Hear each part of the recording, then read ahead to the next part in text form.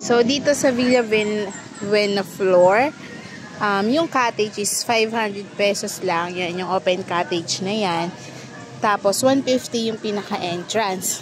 Plus, no? Wow! May swing. Kuya, look! May mga swing sila sa area. Tapos, bukod sa swing, meron din silang hindi nga look. May volleyball area sila. Ayan, dyan. Tapos, meron din ayan, ihawan. Malapit lang.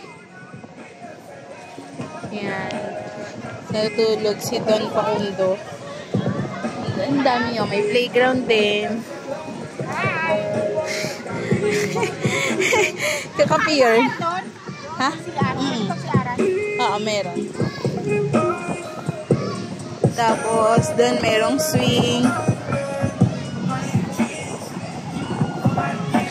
Parang buntis ulit akong 5 months.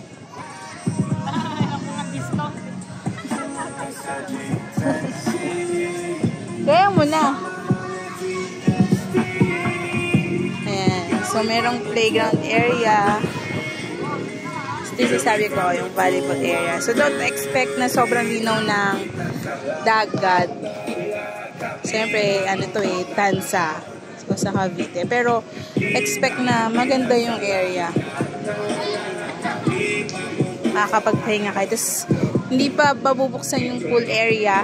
Mamaya pa daw 9. So, dito lang muna kami.